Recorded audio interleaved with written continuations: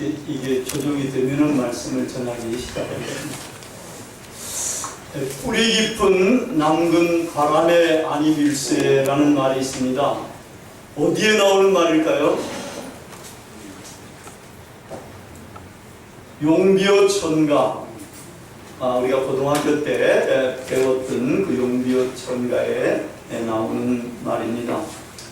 이 말은 뿌리 깊은 나무는 바람에 흔들리지 않는다가 아니고 바람에 뽑히지 아니하고라는 그런 뜻입니다. 사람에게 빗대어 한 말일 것입니다. 이 용비어 천가의 말을 우리 신앙인에게도 적용할 수가 있습니다. 뿌리 깊은 신앙은 바람에 뽑히지 않습니다. 이번에 캐나다, 여러분 캐나다라는 말의 뜻이 뭔지 아세요? 이번에 알게 됐습니다. 원주민의 말에서 나온 건데 주거지, 장막이라는 뜻이라고 그래요. 그 캐나다에 갔을 때에 또 놀란 것이 하나 있었습니다. 하늘을 찌를 듯한 아름드리 나무가 그렇게 많은데 집 주위에도 그렇게 많이 있더라고요. 전나무, 상나무, 소나무 종류도 그렇게 아주 아름드리 나무들이 쫙 뻗어가지고 있어요. 근데 우리가 볼 때는 절대로 바람에 이게 뿌리지 안 뽑힐 것 같은 이런 아름드리 나무가 이 태풍이라든지 강력한 바람이 휘몰아치면은 그런 것이 속절없이 이렇게 뿌리가 뽑힌 것들이 많이 있었다고 해요. 한 7, 8년 전에 그렇게 태풍이 불어와가지고 했는데 큰 나무들 이런 것들이 넘어지고 이렇게 됐는데 많이 정리를 했는데도 산 곳곳에는 아직도 뿌리가 뽑혀가지고 넘어져 있는 그런 나무들이 꽤 많이 있더라고요. 이 뿌리 뽑힌 나무 제가 보니까 특징이 있어요. 이 뿌리가 아래로 뻗지 않고 옆으로 뻗어 있어요. 여러분 이게 뭐겠어요? 장풍 아니에요 이게. 장풍이 아니고 이게 뿌리가 이런 식으로 퍼져 있고 여기가 이제 줄기라고 할 수 있는 거예요. 나무가 이런 식으로 되어 있는 나무들이 이게 뽑혀가지고 있다라는 겁니다. 이렇게 손바닥을 편 것처럼. 또 쭈꾸미를 삶아놓으면 쭈꾸미 그 다리가 이렇게 퍼졌듯이 그런 식으로 이 나무들이 퍼져 있었어요.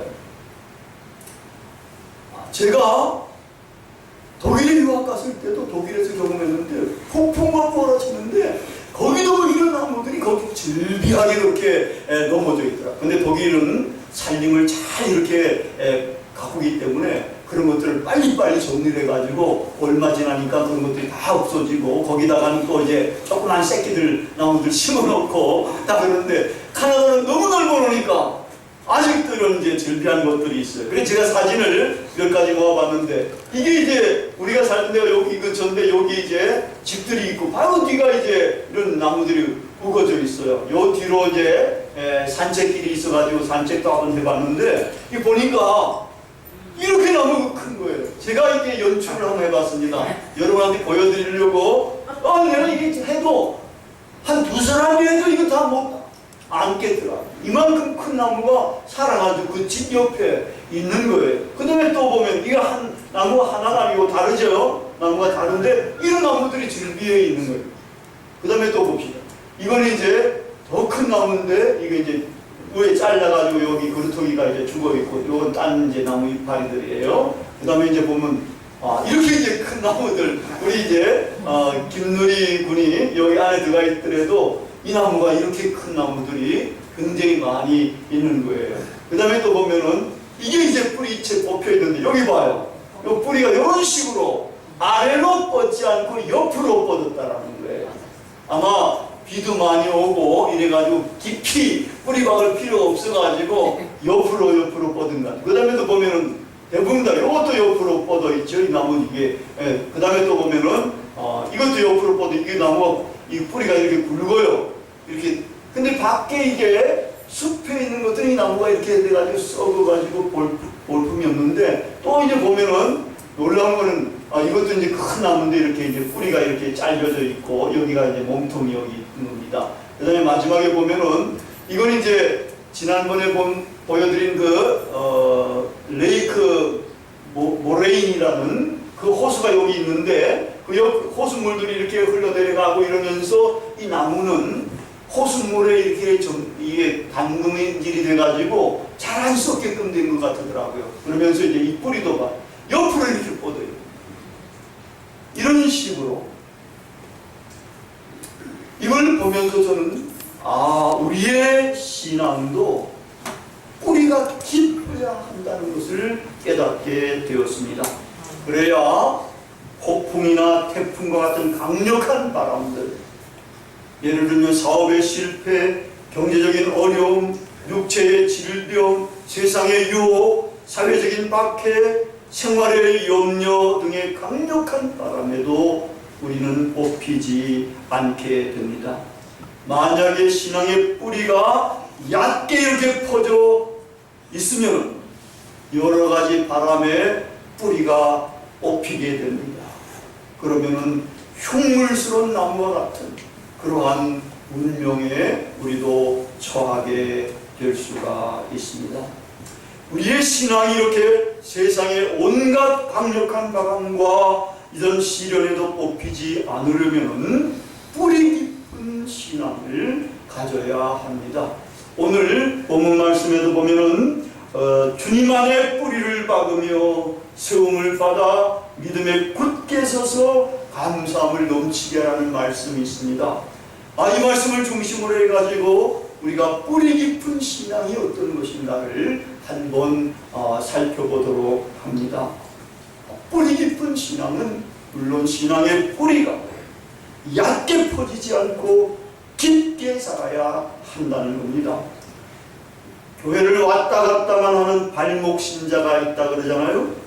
또 받기만 하고 받기만을 원하는 기복 신자, 주여 주여 어려울 때는 부르짖으면서 잘 되면 나요 나요 하는 이러한 신자, 말씀을 아직 경험하지 못한 신자, 스스로 주님 앞에 무릎을 꿇고 기도할 수 없는 신자, 주님께 감사하지 않는 신자, 사랑을 하지 못하는 신자 등등이 신앙의 뿌리가 얕게 자란 신자라고 할 수가 있습니다.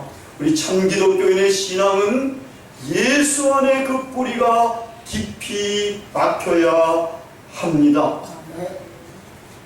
신앙의 뿌리가 하나님에게, 예수 그리스도에게 닿아야 뿌리 깊은 신앙이 됩니다. 그분에게 닿지 않는 신앙은 뿌리가 얕은 신앙으로서 강한 바람이 불면은 다 뿌리채 뽑히고 맙니다. 이제 우리의 신앙은 그 뿌리가 예수님에게까지, 하나님에게까지 닿아야 합니다. 이러한 신앙은 어떤 건가 하면은 주님을 만나고 하나님을 발견하는 데까지 나아감을 의미를 합니다. 주님을 만나고 하나님을 발견해서 믿음의 주에 온전케 하시는 예수 그리스도가 하나님께서 우리들의 마음속에 언제나 계셔야 합니다. 이러한 신앙이 뿌리 깊은 신앙이 됩니다. 여러분은 하나님을 발견했습니까? 주님을 만났습니까? 예수님께서, 하나님께서 여러분의 마음속에 살아 계십니까? 하나님을 발견하고 만나고 마음속에 거하심을 확신하는 이러한 신앙이 뿌리 깊은 신앙인 것입니다.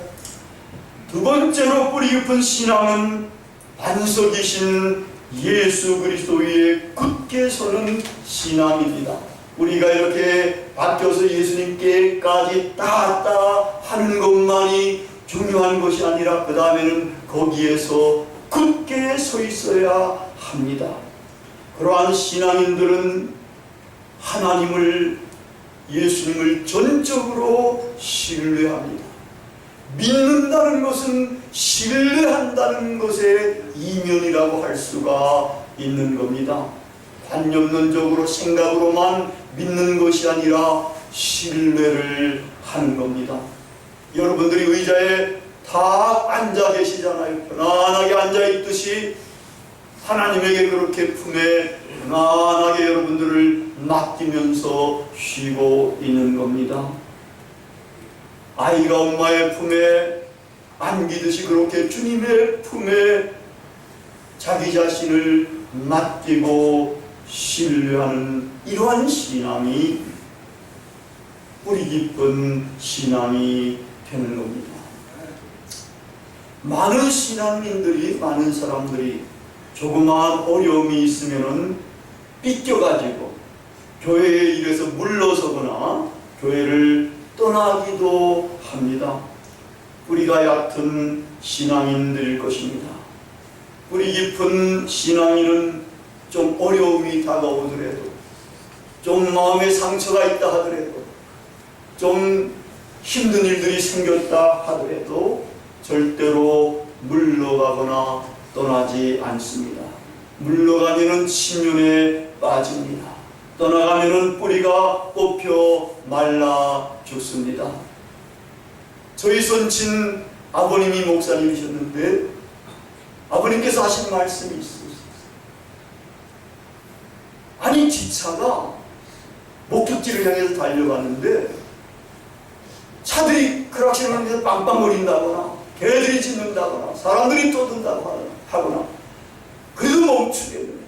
목적지를 향해서 끝까지 달려간다는 겁니다. 이러한 신앙이 사실은 뿌리 깊은 신앙이 될 수가 있습니다.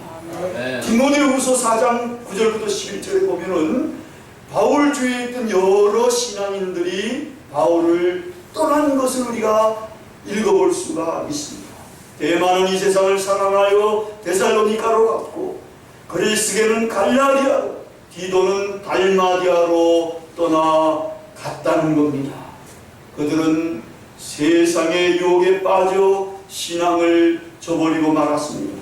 유혹의 바람에 신앙의 뿌리가 뽑히고 말았던 것입니다. 그런데 놀라운 것은 바울과 함께 있었던 누가, 그리고 바울이 디모데로부터 시작해가지고 이제 자기에게로 유익한 사람이 있는데 데려오라고 한 사람이 마가입니다. 놀라운 것은 이 누가와 마가, 이 두 사람은 복음서를 집필을 했는데 이게 신약의 성경에 포함이 된 겁니다. 그래가지고 이 성경을 통해서 세세토록 많은 사람들에게 영감과 신앙을 북돋아주고 있습니다. 그뿐만 아니라 그의 이름이 아름답게 기독교 역사에 길이 남아있게 된 것입니다. 세상의 유혹과 여러가지 어려움의 바람에도 뿌리가 뽑히지 않고 신앙에 굳게 서 있으면 이러한 은총을 받을 수가 있습니다. 만세반석이신 예수 그리스도 위에 굳게 서 있어야 하는 겁니다. 그러면은 이제는 더 이상 성경에 이름을 남길 수는 없습니다만은 우리의 이름이 하나님 나라의 생명책에 기록이 되게 되는 겁니다. 세 번째로 뿌리 깊은 신앙은 감사함을 넘치게 하는 겁니다. 오늘 본문 말씀에서도 믿음에 굳게 서서 감사함을 넘치게 하라는 말씀이 있습니다.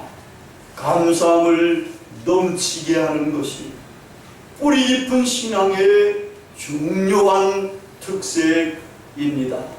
어쩌면 유일한 특색일 수가 있습니다. 기독교의 믿음은 감사하는 믿음, 사랑으로 역사하는 믿음뿐이라고 사도 바울은 갈라디아서 5장 6절에서 말씀을 하셨습니다. 하나님께서 생명처럼 사랑하시는 독생자들을 죄인인 우리를 위해서, 나를 위해서 십자가상에 처참하게 죽이셨습니다. 하나님의 아들 예수 그리스도의 십자가의 공로로 죽을 우리가 이제 구원을 받아 생명을 얻게 되었습니다. 믿음을 통해서 하나님을 알게 되자마자 이 하나님은 어떤 하나님이냐? 우리를 위하여 자기 아들 대신 죽이신 사랑의 하나님으로 만나지는 것입니다. 그 엄청난 사랑과 자비의 하나님 얼마나 감사합니까? 기독교의 믿음은 이렇게 골로 하는 믿음이 아닙니다. 머리로 하는 믿음이 아닙니다. 머리와 가슴으로 하는 그러한 믿음이 기독교적인 믿음입니다.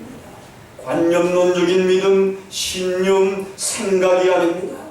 하나님의 구속의 은혜에 대해서 감사하는 믿음입니다.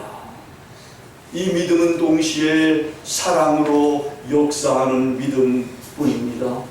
자기를 위해 대신 죽으신 주님을 목숨처럼 사랑하는 그러한 믿음입니다. 사도행전 15장 25절 26절에 보면 바나바와 바울에 대한 언급이 나오는데 거기서 이 두 분은 주님의 이름을, 예수 그리스도의 이름을 위하여 생명을 아끼지 않는 자라고 이렇게 묘사하고 있습니다. 이렇게 주님을 위해서 이제는 목숨을 아끼지 않는 그러한 신앙, 이러한 믿음이 뿌리 깊은 믿음이 되는 것입니다. 이러한 뿌리 깊은 믿음, 예수 그리스도께 닿은 믿음이 많은 열매를 맺게 합니다. 감사의 열매, 사랑의 열매, 봉사의 열매, 헌신의 열매, 나아가서는 순교할 때가 있으면 순교의 열매까지 맺게 합니다. 그래서 그 사람을 예수 그리스도의 장성한 분량에까지 이르게 해서 신앙의 거목으로 자라가게 하는 겁니다. 이번 캐나다를 거쳐서 미국에 갈 때입니다. 비행기에서 엔도 슈샤프의 원작 침묵이라는 영화를 봤습니다. 졸기도 하면서 보긴 봤는데 하여튼 그 일본 기독교인들에 대한 박해가 아주 생생하게 담겨져 있었습니다. 아마 1500년 말과 1600년 초 그런 시대였을 것입니다. 관리들이 이제 기독교인들을 붙잡아가지고 동판으로 만든 예수의 얼굴 혹은 예수가 십자가에 달린 그러한 동판을 밟으라고 합니다. 예수님을 대신해가지고 밟으면 살고 밟지 않으면 처참하게 죽이겠다는 겁니다. 그런데 보니까 거기서 배교해가지고 그 동판을 밟고 살아간 사람, 그 다음에는 배교를 거부해가지고 끝까지 거부해서 순교를 당하는 사람, 배교를 거듭 배교하고 또 잡혀가지고 배교하고 또 잡혀가지고 배교하다가 마지막에는 순교를 하는 사람, 또 다른 사람들을 위해서 마지막에 자기가 배교를 하는 신부 등이 등장을 합니다. 배교를 거부하는 신자들을 십자가에 매달고 펄펄 끓는 온천물을 머리에 부어가지고 그 화상으로 고통 가운데서 천천히 죽어가게 합니다. 또 가마니에 싸서 바닷물에 던져가지고는 떠오르지 못하도록 장대로 눌러가지고 질식시켜 죽입니다. 또 사무라이가 단칼에 그냥 사람의 목을 잘라 베기도 합니다.